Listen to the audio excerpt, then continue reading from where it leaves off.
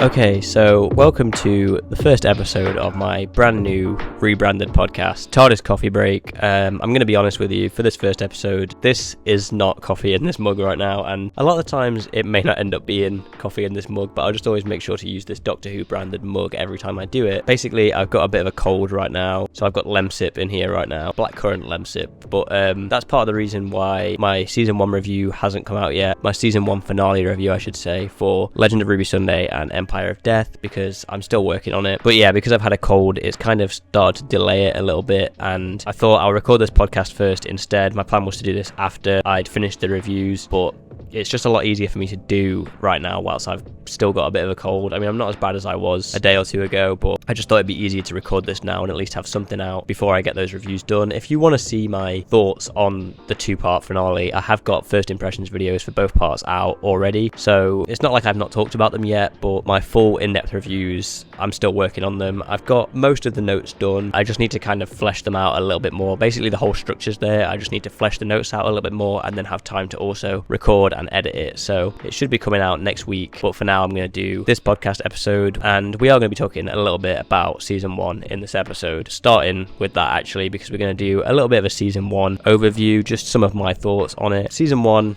first of all, let me know what you thought about Season 1 overall in the comments below. For me, I'm not sure. I'm fairly mixed on it. For the most part, I had a fun time. Some things straight off the bat, too short. Obviously, it was only 8 episodes this time, and with the double bill premiere, it ended up only lasting 7 weeks, which is a little bit disappointing. I understand that's just kind of how TV is now, especially with streaming. You know, I'm not asking for 12 to 13 episodes again, but it would have been nice to maybe just have 10. I think 10's a really nice number for Doctor Who episodes to be. So I kind of wish it was that, and it would have allowed it to be on for a little bit longer. Part of that as well, you know, it means we don't get to see the Doctor and Ruby's relationship a whole lot, which is a big issue I had with the season, which I think is partly down to the episode count, but I still think they could have done that either way, which for me, and I'll talk about this more in the finale reviews, it means that final goodbye scene that they have doesn't quite hit as hard as I would like it to, because it feels like we haven't really got to know the characters very well. So that's another major issue with this season for me. And also, like a lot of people have talked about as well, the Doctor cries a lot in this season, which I don't have an issue with this Doctor being more emotional. I quite like that, but when it's pretty much every episode, which it pretty much was besides 73 Yards because he wasn't really in it, and I was pretty sure he cried in Space Babies, but some people have said that he didn't actually cry in Space Babies. But with it being pretty much every episode, the moments where I feel like he should have cried just don't feel as impactful. You know, some of the moments where I think it was genuinely warranted and justified were, you know, the end of Dot and Bubble, the goodbye in Empire of Death, when he thinks Ruby's died in Boom, you know, stuff like that. I think it was warranted, and I wouldn't mind them staying. It's just that the other examples, or some of the other examples anyway, it really loses the kind of impact that it could have had with those being there, which I know is a problem a lot of people have had as well. But like I said, I don't really have an issue with this Doctor being more emotional. I quite like that as part of his character. So the first week with Space Babies and the Devil's Cord, it was an okay start to the season, but honestly, with a lot of the episodes that come after, it's actually sort of a low point, especially Space Babies. Space Babies is probably the lowest point of the season for me, besides maybe Empire of Death. It's not awful, because it's kind of like a fairly standard opening episode to Doctor Who, in my opinion. I said that in the review. I think it's a fairly standard RTD opener, but it is certainly a low point. The Devil's Cord is not as good as I expected it to be. I still had a fun time with it, and I think Maestro was great. Some of the following episodes are a lot better, and you know, that musical number at the end just did not work for me. I was very excited to have a musical number. I was looking forward to having a musical number. What they went with just didn't work for me. The song itself wasn't very good, and there wasn't really an in-narrative justification for it being there, so didn't quite stick the landing for me, that one. But then we get on to Boom, one of my favourite episodes of the season. It's, I think, one of the A-tier episodes that I've got it listed as. A great suspenseful kind of bottle episode with the return of Moffat, which I don't know how he's still doing it. Yeah, it's just one of the best episodes of the season, followed by another one of the best episodes of the season with 73 Yards. I love 73 Yards. I think the ambiguity of it is what really makes it for me. I know it doesn't work for a lot of people because of those questions not being answered, but for me, that's just where its strength lies. Personally, I like the ambiguity of it all, and I'm glad we didn't really get any more answers later on in the season for this episode. It obviously comes up again a little bit in Empire of Death, but nothing that kind of ruins the episode for me by giving us the answer answers that some people wanted, because I didn't want to get those answers, because I personally think it works better that way. And Dot and Bubble really surprised me. I was expecting it to be the lowest point of the season, to be honest, but it's actually one of the best. I think I have it somewhere at S or A tier at the moment, because it just really surprised me. It does meander a little bit in the middle, but the subtle hints of the character's racism throughout, and obviously that incredible final scene, it just works so well. And yeah, like I say, it really surprised me, because I expected it to be kind of a boomer Black Mirror episode just about social media and stuff, and social media is barely what that episode is about. It's mostly about social divisions like class and racism, so I'm glad that I was pleasantly surprised by that one, because I was expecting it to be the low point of the season. Rogue is a fairly standard episode of Doctor Who, much like Space Babies, but in a much better way. I had a much better time with it than I did with Space Babies, and we really needed that kind of return to the status quo for the season, with the shorter episode count and a lot of these episodes being a lot more experimental. It was a nice breath of fresh air, or I guess maybe it's kind of the opposite of a breath of fresh air, really, isn't it, if it's a return to the status quo. But it's really what the show needed after all those experimental episodes, which, don't get me wrong, I loved, but the status quo is really needed, and part of the reason why I think we need at least 10 episodes for a season. I'd love to see Kate Herron and Bryony Redmond return for another episode, hopefully in season 2, maybe season 3. I think they were a great addition to the writing team, and yeah, although it's a fairly standard episode of Doctor Who, there is also the elements of romance and the character of Rogue in there, which kind of elevate it a little bit more for me. But, you know, it's definitely not one of the standouts of the season in my opinion, but I really enjoyed it, and I'm glad it was part of the season. And then we get on to The Legend of Ruby Sunday and Empire of Death, the 2-part finale, which obviously my review's still yet to come out about that, like I discussed earlier. But, you know, I had a fairly fun time with the finale overall, but in my opinion, it is definitely the weakest RTD finale. The first part, as much as I enjoy it, it is a lot of setup, and the pacing definitely meanders quite a lot throughout. I'm going to discuss this in the proper review, but I think a lot of the pacing issues in Legend of Ruby Sunday could have been sorted if we had the cliffhanger finished differently. I mean, I really enjoyed the cliffhanger of Legend of Ruby Sunday. It was a really shocking moment, and like I said in the first impressions video, I should have recorded my reaction to it because I was going insane, but I do think it would have worked a little bit better if the cliffhanger ended up being when we saw Kate die in the next episode, because it would have just added to the stakes of a cliffhanger instead of removing the stakes of the next episode, basically, if that makes sense. But not only that, it would have allowed the pacing to be a little bit more frenetic, I guess, for the first part instead of meandering a bit, because obviously some things would have had to been cut for that to fit in at the end of the episode instead of the start of the next episode. And it would also have improved the pacing of the next episode, because we would have had more time, if we had already seen that in the previous episode, to spend on kind of the desolation of the planets and stuff like that, instead of just that one scene that we get in Empire of Death with the kind of desolate planets. Obviously, Empire of Death, I enjoyed it for the whole pretty much like first half or 2/3. Obviously, the defeat of Sutekh is a little bit disappointing. I wasn't as disappointed with it as other people were, but I can see why people aren't that happy with it, and I do kind of think it's a bit weird, especially the fact that the way they get rid of him is by sending him to the time vortex, which is how they defeated him last time, which we knew didn't end up actually defeating him because that's how he returned. I think that is a little bit weird. And also the reveal of Ruby's mum, which I really like that she's an ordinary person. I loved that reveal, but it brings up a lot of questions about things that were set up previously in the season about Ruby, such as the snow and stuff like that, which isn't, you know, it doesn't satisfyingly stick the landing because of those reasons. But with that being said, I really liked the very ending of this episode, the scene with Ruby saying goodbye to the Doctor and stuff like that. Like I said, it's not as impactful as it could have been because of their relationship not being as well fleshed out as it could have been throughout the season, but I still think it was a really good moment. Overall, I do think it is RTD's weakest finale, but I had much more of a fun time with it than other people seem to have, but I still didn't love it. So yeah, that's all I'm going to say about it for now, because obviously my reviews for those 2 episodes should be coming out soon, hopefully in the next week, because I assume my cold's going to have been gone soon, so we should be okay. That's kind of all I have to say about season 1 so far, I think. Let me know what you think about Doctor Who season 1 in the comments below. And yeah, whilst we're on the topic of season 1, the next segment of this episode is going to be ranking all of the 15th Doctor's costumes from this season. So here's the tier list for the 15th Doctor's costumes. I didn't make this myself, I found it somewhere, so it has got some other additional stuff on it. It's got like some stuff from the Giggle and stuff like that, and then it's got some costumes that we've kind of seen from filming for season 2, which I'm going to just exclude from this list because we're mostly going to talk about his Season 1 costumes or Series 14 costumes in this tier list, because we're talking about Season 1. Season 1's just finished. That's what we're kind of going to do here. So starting with the Church on Ruby Road one, which I am going to count. This is his best costume that I've seen. I remember when we saw the set photos for this. I loved it then, and I loved it when we saw it in the episode. It's easily going in S tier or perfect tier, I guess is what they listed it as here. We then get on to the other Church on Ruby Road one, which is sort of his reveal outfit but with the hat. And to be honest, when we first got the reveal outfit, and I'm going to talk about this later on when we get to the Dot and Bubble one, I wasn't too impressed by it. I think the hat adds something quite nice, but I think for now I'm just going to put this in good because I have some more thoughts when we get to the Dot and Bubble outfit, which is very similar, so I'll save that for that. For now I'll just put that one at good. We've got the club outfit, the Church on Ruby Road. This is fine. It's not very doctory, but you know, for the scene I guess it kind of works, but I'm going to put it at meh for now. Then we've got the same outfit with the jacket, which I think is a lot better, so I think I'll put that one in good, probably. Then we've got the Space Babies with the jacket outfit, which is, you know, it's just a variant on the Church on Ruby Road main outfit pretty much, and for that reason I also, you know, really love the shirt in this one as well as the orange shirt. I'm gonna put it on perfect as well. Then we've got the jacketless version, which I think just works really well as well, so I'm gonna put that in perfect. Then we've got the red shirt and jeans from the start of the Devil's Cord.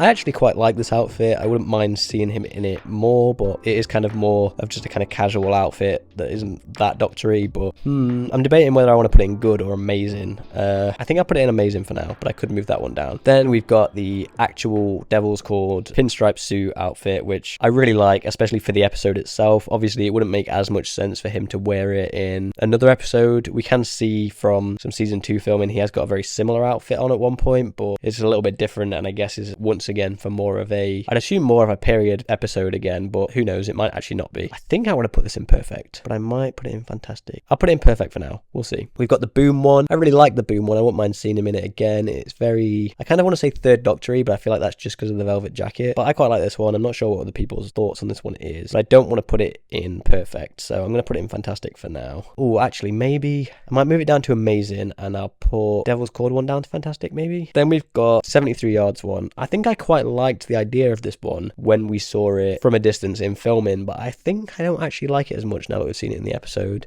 I'll put it down to meh, but it's not like bad or anything. Okay, now we get onto the Dot and Bubble one. So this is basically the reveal outfit that we got in the initial reveal, and when they first revealed this, I was not a big fan of it. I think I said that earlier. It's very like H&M kind of mannequin outfit, you know what I mean? It doesn't feel that doctory to me. Then we saw it in Church on Ruby Road with the hat, and I didn't really like it that much then either. But then when we actually saw it in Dot and Bubble, in camera, in action, I actually really like it, and I think it is very doctory. It works a lot better without the hat, I think, and I kind of get the hype because a lot of people very much liked this costume and I didn't get it, but then when we saw it in Dot and Bubble, I honestly quite like it. So I think I'm gonna put this, I can't quite put it in perfect, but I'll put it in fantastic because I do actually really like it. Then we've got the Regency one from Rogue. For the story it's in, I think it works very well. I like seeing him dress up in these different period appropriate outfits. I think it'd be a nice thing for him to continue doing, which I assume he is going to do, but where do I want to put it? I think I'll put it in amazing. Then we've got the one in the flashback from Rogue, which a lot of people seem to have thought, I think they thought it was just the Dot and Bubble one again, which it's not. He's kind of got a long sleeve kind of reddish orange shirt on with this one instead of the orange jumper from Dot and Bubble, so it is a different outfit, but it's very just kind of casual, not very doctory. I think I'll put it in meh, but I've kind of got to put some in bad, right? I don't know. Okay, I think I'll move it down to bad for now because I feel like we need something in there. Okay, then we've got the the Legend of Ruby Sunday outfit, which I don't hate it. It's not very doctory. I guess it kind of is reminiscent of maybe the Ninth Doctor, so you could kind of say it is, but it's probably, I feel like it might be better than meh. I'll put it in meh, and then I'll put the helmet version in good, because the helmet really just like adds to it. You can kind of see that maybe they thought, okay, he's going to be in a moped for this scene, let's base the costume around that or something. We've got I think this is the Tales of the TARDIS Pyramids of Mars outfit, which must be different to the one he had on in Empire of Death when he was in the memory TARDIS then, and I quite like this. Has he got the scarf on, or is it just like I'm not sure if that's the Fourth Doctor scarf. I feel like I would have noticed that if it was, but I quite like it. I'll put it in good, and then I'll put the one where he's not got that on, but it's just like a hoodie. I'll put that one a little bit lower in meh, or I might even put it in bad, because I don't really like that one that much. We've got him in the monk type outfit from when he goes to the desolate planet in Empire of Death. It just kind of is what it is, isn't it? I think I'll put that in bad as well, but maybe it's not that bad. It suits the scene, but it's not like a doctor outfit, you know? I could have maybe just seen him in some other doctory outfit instead when he was in that episode in that planet. Then we've got him in the white t-shirt and the whistle. I actually quite like this for what it was, but you know, it is just a white t-shirt, cargos, and a whistle. I'll put it in meh, and then I'll put the one without the whistle in good, because I think it looks a little bit better. Because I love that shot of him as well that they've used where he's walking towards the TARDIS doors and stuff like that, so I'll put that in good. And I think that's it, actually, because all of the rest of these now is the one from the Giggle and some season 2 filming ones. I think that's pretty accurate. I mean, I did it based on kind of my gut instinct. Some of them I'm not entirely sure where I wanted to put them, so I just kind of put them wherever. But let me know what you think about those decisions in the comments down below, and let me know what your favourite 15th Doctor outfits were, what your least favourite outfits were, and let me know what you think of my ranking, because I'm not entirely sure what I think of it, but I think it's about accurate. Okay, so next up we have the Christmas special. Now that obviously season 1 is finished, we know the next episode is going to be the Christmas special. We haven't had a trailer for it yet. I was kind of hoping we'd get a trailer at the end of Empire of Death, you know, a sort of next time trailer at the end of the broadcast or something like that, for either Joy to the World or season 2 with, you know, Joy to the World in there as well, or mostly Joy to the World with some quick season 2 clips, but we didn't get anything like that. So I don't know when we're going to see any trailers or anything for that. Probably like a couple months or a month before it comes out, something along those lines. But what we do know about it is, I don't think we know too much, to be honest, and this is just going to come basically from my memory. I'm going to do a little bit of Googling quickly in a sec to remind myself who's kind of directing it and stuff like that. We know it's written by Stephen Moffat, which is very interesting. I'm excited to see what he does, because Boom was so good, and he's clearly better at writing episodes under RTD than he is, you know, when he's show running, which is interesting. Still, even now, that seems to be the case. And I like a lot of his Christmas specials from his era, so it'll be interesting to see. But the interesting thing is, normally, obviously, the showrunner pretty much always writes the Christmas special episodes. So it's interesting that RTD isn't writing this one. Maybe that's because he also thinks Stephen Moffat's better at writing Christmas specials. I'm not sure, because I always felt like RTD's Christmas specials was always a bit like meh. They were just kind of a bit of fun, nothing too great, which I guess makes sense because it's kind of made for a more general audience, because they expect a lot of other people besides hardcore fans to be watching it. But I feel like Moffat did a much better job. He's obviously still got some stinkers when it comes to Christmas specials, but he did a much better job, and maybe RTD saw that in him as well and was like, okay, we'll get you to write this Christmas special. Or maybe Moffat just approached him with an idea saying, hey, I've got this idea for the Christmas special, can I write it? We know Nicola Coughlan, I believe is how you say it, is going to be in this episode. I'm assuming she's going to be basically the sort of companion, one-time companion of this episode, because, you know, after the goodbye with Ruby, and I think from like filming and stuff, we're pretty sure Ruby's not going to be in this one, and I think we're fairly certain that maybe Verona Sethu's not going to be in this one, but, you know, maybe we've just not seen them during filming or something like that. But I'm assuming we're going to get introduced to Verona Sethu's companion, maybe in like the first episode of season 2. It depends whether or not we're going to reunite with Ruby first, or whether we're going to get the new companion first. I'm assuming we're going to get the new companion first, and then Ruby's going to get reintroduced maybe halfway through season 2, sort of like when Martha returned in series 4. I think it's going to be a bit more like that. All that basically to say, I think Nicola Coughlan's just going to be kind of the one-time companion for this Christmas special. But we also know, I believe his name's Joel Fry is going to be in this, who I've seen in Our Flag Means Death. I think he's great in that. He's probably plays my favourite character in Our Flag Means Death, Frenchie. I think he's great. It's possible maybe he's actually going to be the one-time companion, but I doubt it. I think he's just going to be like another guest character in this episode. I don't think we really know too much else about this episode. I'm going to quickly look who's directing it, because I can't remember off the top of my head who is directing it. Okay, so it's Alex Pillay. That sounds familiar now. Alex Pillay will be directing this. Obviously it comes out on Christmas Day. That's one thing actually, before I find out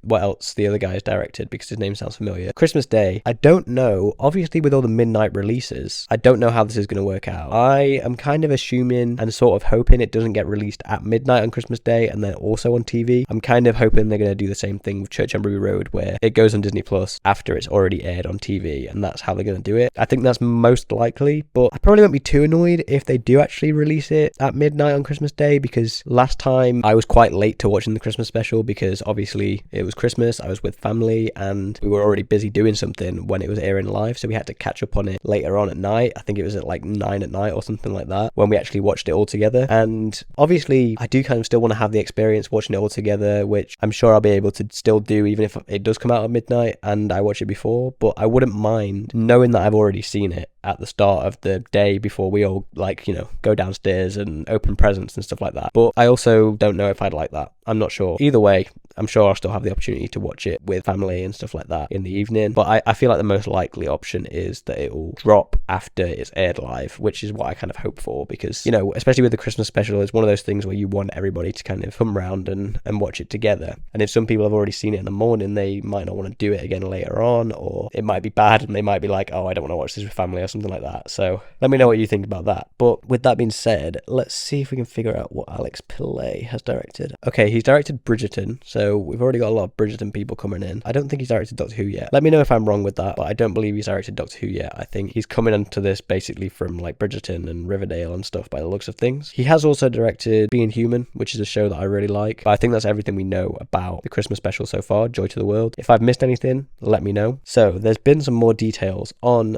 the rumoured spin-off for Doctor Who, The War Between the Land and the Sea. I think I made a video about this when it was first kind of going around. Basically, the original rumour was it was going to be, I think this is from like a production listing or something like that, it was going to be kind of a Sea Devils and maybe Silurian spin-off is what people were initially thinking, because I think the production listing only mentioned that Sea Devils were involved, but people kind of assumed. I think Sea Devils are still involved from what I can tell, but we've had a few more details on it and something particularly exciting. Basically, okay, so this is from another CV, I think, although I don't remember where the other information, the main information came from, which was that Martha Jones is apparently going to be returning and she's going to be leading this spin-off. Personally, when I first read it, I didn't, like, whoever it is knows that people want her to return, so they've just said it, but apparently it's from quite a reputable source on, I think, Gallifrey Base or something like that. I don't know if that means, or if it's been confirmed that that's like to do with UNIT. I think it said it was in some rural town or village in the UK, which could lend credence to the whole thing of it being linked to 73 Yards, because they mentioned the line with the war between the land and the sea and that. Maybe it's in that Welsh town that they were in, something like that. But yeah, we don't know if she's going to be with UNIT, maybe with Torchwood, which I would like, because if Martha Jones is returning, the only thing I need announced now for me to get even more hyped for this is Eve Miles returning as Gwen Cooper. She's the main character that I really want to return in some sort of spin-off, or just as part of like the new UNIT team or something like that. I hope we get that soon. I'm assuming we're going to get an announcement for this very soon. I'm not sure, but now that all this information is coming out, even if they didn't have an announcement planned soon, I'm hoping they do it anyway. It does say English town, so I'm assuming it's not going to be related to the 73 Yards Welsh town, unless they just said that wrong. But it does also say the UNIT team are involved. It mentions Kate, Shirley and Mel, so I'm assuming it does mean that Martha has been working for UNIT this whole time still, or she came back to UNIT or something like that, because apparently Kate, Shirley and Mel are probably going to be in it. But yeah, it's in a rural present day English town apparently. And that's not the only information we have about this potential spin-off, if all of this is true. We apparently also know from line producer Carolyn Parry Jones's CV, hope she doesn't get fired for that, that this will be 5-hour-long episodes. The 5-episode thing is definitely, seems like that's pretty much confirmed. The 1 hour thing, it would be nice, especially if it's only 5 episodes, but I feel like that could just be rounding up. It could maybe be 45-minute long episodes, something like that. But there's going to be 5 episodes, and we know it's going to be directed by Dylan Holmes Williams, who directed 73 Yards, and I think it was Dot and Bubble as well. Great director. I liked seeing him talk about directing and stuff in Doctor Who Unleashed as well. I'm very excited for that. It seems like he's going to be directing every episode because there's no other directors listed. It seems like we're basically getting a UNIT spin-off of sorts with Martha Jones leading it, and it's going to have the Sea Devils involved. I'm assuming the whole thing is going to be about the Sea Devils and it's going to be like a mini-series, but maybe it's just one of the episodes has the Sea Devils in it. For me personally, I haven't seen anybody talking about this, but it's possible that maybe the War Between the Land and the Sea is just like a working title, so people don't actually know what the thing's going to be about, which to me lends more credence to the idea that this could actually be a UNIT spin-off, or maybe they'll do some kind of UNIT mini-series, one each kind of year or so, and this could be like UNIT, the War Between the Land and the Sea, or something like that. That's just a theory that I have. Let me know what you think about that in the comments down below, and are you excited for this mini-series spin-off now we have all this information about it? I certainly am, but let me know what you think about that in the comments down below. The only other thing I really have to talk about in this episode, and I'm not going to give as much time to this as I originally was planning on doing, because when I was planning this episode, the whole War Between the Land and the Sea stuff wasn't really a thing, or there wasn't the new information that we had on it when I first planned this episode. So I'm just kind of going to quickly mention these things, but there is some updates on some of the figures. We've had a couple of new figure packs released: Resurrection Daleks and Remembrance of the Daleks Emperor Davros figure. I haven't got my hands on any of them. I maybe thought about it because I have seen both of those episodes or both of those stories now, but they're not ones I'm particularly interested in, but those are there if you don't know about them. And we had some updates on the new Season 1 figures. Apparently, I think, is his name Aldewar, the character options guy, he said that apparently they should be coming around September, October time, I think. There might have been different dates for different figures, like the Sonic might have been coming at a different time, a bit earlier, a bit later, something like that. But it's around that time, so I think he was basically just saying, don't expect anything, like, very soon, pretty much. Maybe we're going to get, like, pre-orders for him before then, but I don't know. The only other thing that I can think of whilst we're talking about figures is we now know roughly what the price of the 15th Doctor Sonic Screwdriver is going to be, because I believe it's being unveiled or something at San Diego Comic-Con or something like that, and there was a listing of it that had gone up saying that it was, I believe, $50, and people were saying, oh, I don't want to pay £50 for this or whatever, which I get, that's $50, which means it's about £40, which still isn't that much better, but I feel like I need to clarify that for some people, because they were thinking that because it says $50 it's also going to be £50, which is not how conversions work. Luckily it means it's a bit cheaper when it comes to pounds. It's still obviously a little bit expensive. Maybe they'll change it slightly, maybe it won't be exactly like that, it'll actually be like £35 or something like that, but it is what it is. It's definitely maybe too expensive for what it is, but I guess there's going to be brand new mold, there's going to be a lot of moving parts and stuff on it by the looks of things, but you know, it's not the best price. I think it is kind of like a Chrome edition one as well, like it was when they did the 14th Doctor's Sonic, which to me suggests, or maybe it's even confirmed, that they're going to be doing a cheaper version with the grey plastic instead of the chrome, so there's probably going to be a cheaper alternative down the line. But either way, for me personally, so long as I've got the money, I'm going to be buying it straight away because I really want the Sonic. But just letting you know, apparently it's 40 quid, and there's probably going to be the cheaper alternative further down the line. That's probably going to be like 25, 30, I think. I can't really remember how different the prices were for the 14th Doctor Sonics. So I think that's pretty much all I have to say. Look out for my Season 1 finale review soon. I promise it's still coming. I just need some time. My cold is going away now, probably mostly thanks to the little M-sip at the moment though. And I'll also have a compilation of all the reviews not long after that. But if you don't want to miss those reviews, subscribe to the channel, and if you want to potentially get them early, so long as I can get them finished early enough for when I want them released, make sure you join the Patreon, which I'll have listed down below. And I also just put an update video out on there for some other videos that are coming up. So if you want to see those, join the Patreon and support the channel. But if not, no worries. Thanks for watching, and I'll make sure to have the playlist of all my Season 1 reviews so far on screen now if you want to see those.